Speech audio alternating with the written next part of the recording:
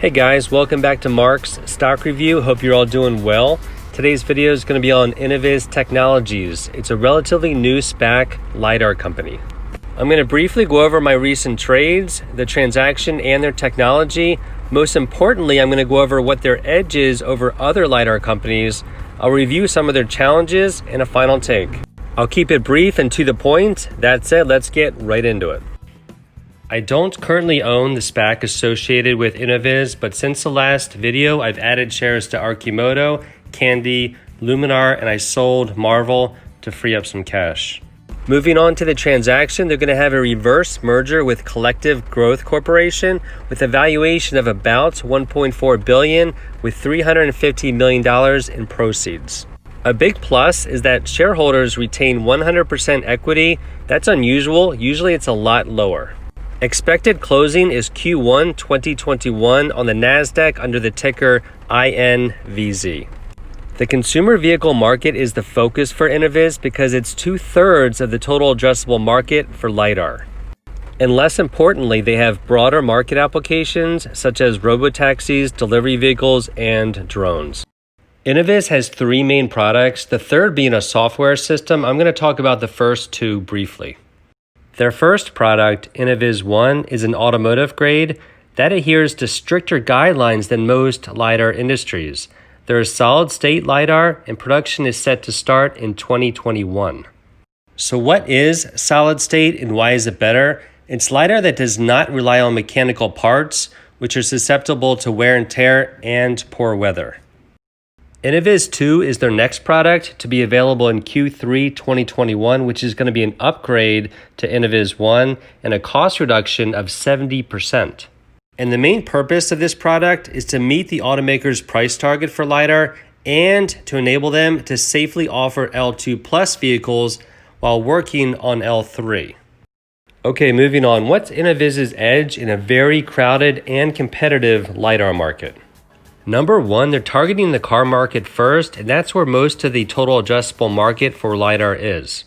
From my point of view, when the more efficient Innoviz 2 comes out next year, they're going to be able to progress from high-end vehicles to mainstream vehicles, and that to me is going to be a game changer. Number two, they're the only LiDAR company that meets the stringent requirements of automotive OEMs. It's a temporary advantage. However, with the combination of Innoviz 2 coming out, that's going to enable mass market price points for a broader range of cars and trucks. Number three, heavyweight partnerships and investors. BMW chose Innoviz's solid-state LiDAR sensors for production of its autonomous vehicles sourced and manufactured by Magna International.